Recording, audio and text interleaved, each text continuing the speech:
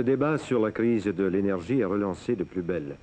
Les pays producteurs de pétrole, regroupés comme on le sait au sein de l'OPEP, l'Organisation des pays exportateurs de pétrole, ont décidé de renégocier les accords conclus au cours des 2 dernières années avec les pays consommateurs dont nous sommes au Canada. Cette décision a été prise par suite de la dévaluation du dollar américain et il semble assurer que les prix de l'essence et du mazout, par exemple, connaîtront de nouvelles hausses substantielles.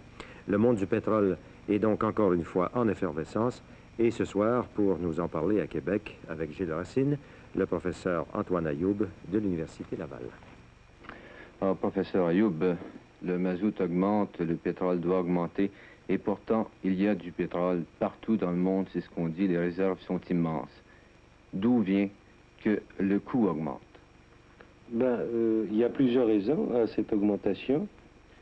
Il y a d'abord, bien entendu, un problème d'ordre économique à la base. C'est l'augmentation de la demande.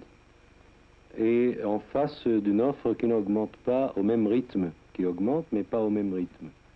Mais il y a en plus le problème des exigences des pays producteurs qui sont groupés au sein de l'OPEP, l'Organisation des pays exportateurs de pétrole, qui de plus en plus tentent de modifier le jeu pétrolier qui était jusqu'à récemment uniquement ou essentiellement entre les mains des compagnies ou des 7 majeurs. C'est donc avant tout un rapport de force entre les pays producteurs et les pays consommateurs. Mais que viennent faire là-dedans les compagnies multinationales? C'est-à-dire, avant tout, c'est un problème économique sur lequel s'est greffé des rapports de force. Donc vous avez un plancher, un palier des prix, et entre ces deux-là, il y a les rapports de force qui jouent. Alors, les rapports de force actuellement, je ne dirais pas qu'ils ont été totalement en faveur des pays exportateurs de pétrole, mais comme je disais tout à l'heure, tentent d'essayer de modifier les règles du jeu, mais on ne peut pas prédire d'avance ce qui peut arriver. Maintenant, pour les compagnies multinationales, il est bien entendu qu'il ne faut pas, c'est très complexe, il ne faut pas avoir une position tranchée. On ne peut pas dire, par exemple, que les compagnies multinationales, essentiellement américaines, n'ont plus rien à faire, étant donné qu'il y a l'Organisation des pays exportateurs de pétrole. C'est faux. Pourquoi? Mais parce que tout simplement, il y a juste 4 ou 5 mois, de signer un accord qui est un accord, l'accord de New York, entre Percy et Yamani qui est le ministre du pétrole en Arabie Saoudite. Et selon cet accord, les compagnies conservent une grande partie de leurs prérogatives concernant le pétrole, tout au moins d'ici jusqu'à une quinzaine d'années. Alors d'ici là, le débat peut être relancé à nouveau. Donc les compagnies pétrolières ont encore leur mot à dire, et surtout dans la région la plus riche en pétrole, qui est la région du Golfe. Pourtant, en 1971, on avait signé à Téhéran une entente qui devait être valable pour au moins 5 ans, de façon à ce que le prix du pétrole n'augmente pas.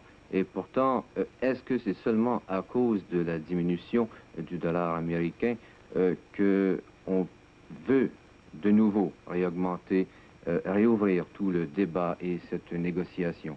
Vous avez raison de dire que les accords de Téhéran et de Tripoli, d'ailleurs, stipulaient une période de calme, de stabilité des prix durant 5 ans. C'est-à-dire, on renégociera en 1975. Or, il ne faut pas oublier qu'il y a eu aussi les accords de Genève, directement après les accords de Téhéran et de Tripoli. Les accords de Genève étaient justement les accords portant sur le problème de la dévaluation du dollar et des conséquences que cette dévaluation peut impliquer concernant les recettes pétrolières des compagnies, des pays producteurs de pétrole.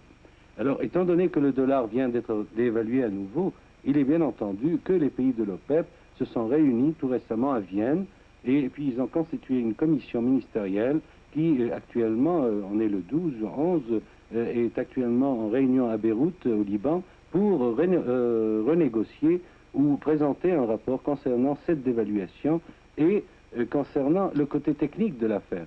C'est-à-dire comment faut-il envisager de se parer contre cette dévaluation nouvelle du dollar pour ne pas faire baisser les recettes des pays producteurs de pétrole. Est-ce que leur but est d'obtenir tout simplement un réajustement? C'est ça. Alors il y a 2 tendances. Il y a une tendance, n'est-ce pas, modérée, qui est représentée par l'Arabie Saoudite essentiellement, et par Yamani, Et alors, cette tendance-là essaye uniquement de porter l'attention sur le problème d'ordre technique.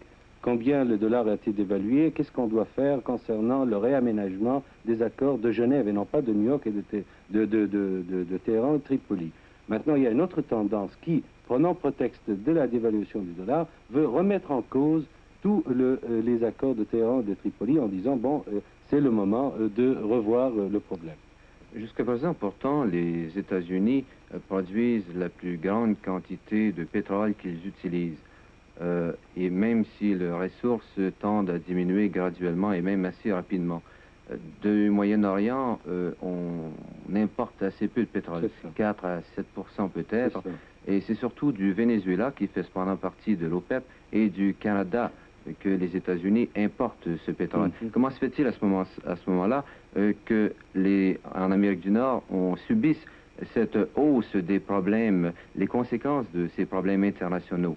Mais quand vous parlez par exemple du Venezuela comme grand exportateur de pétrole vers les États-Unis et en même temps vous dites que, et ce qui est juste, qu'il est membre des pays exportateurs de pétrole, donc ce qui se fait au niveau des pays exportateurs se répercute sur le plan américain.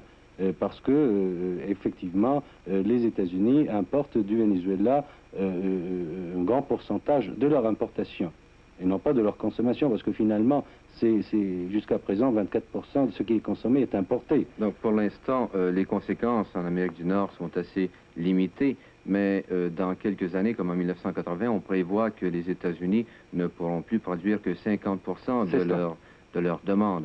À ce moment-là, qu'est-ce qu'on peut entrevoir pour Alors, ces années? au fur et à mesure que la hausse de la demande des États-Unis continue, en face d'une offre qui est, elle, comme je vous dirais, n'est pas stagnante, mais n'est pas au même rythme, il va arriver, s'il n'y a pas de substitution entre-temps, et on prévoit que d'ici 1980, il n'y aurait pas, mais après, peut-être, par exemple, les schistes et autres substituts arriveront, n'est-ce pas, à faire la compensation des choses. Maintenant, d'ici 1980, il est certain que chaque hausse des prix au Moyen-Orient, au Golfe, va se répercuter sur le Venezuela, nécessairement, et si c'est sur le Venezuela, sur le marché américain aussi. Très brièvement, quels sont les substituts au pétrole, puisqu'on va vers un problème mondial, un manque de pétrole? Bon, il y a le charbon.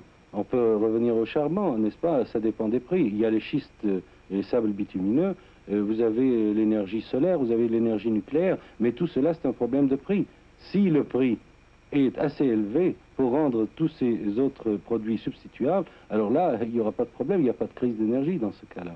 Mais par contre, si le prix n'augmente pas, ce que j'en doute, il va augmenter bien entendu, et alors là, il y a des possibilités de substitution de pétrole. Donc, on en parle assez souvent de crise énergétique, c'est vrai, pour un laps de temps donné, mais ce n'est pas vrai dans l'absolu. Professeur Ayoub, merci. C'est moi qui vous remercie.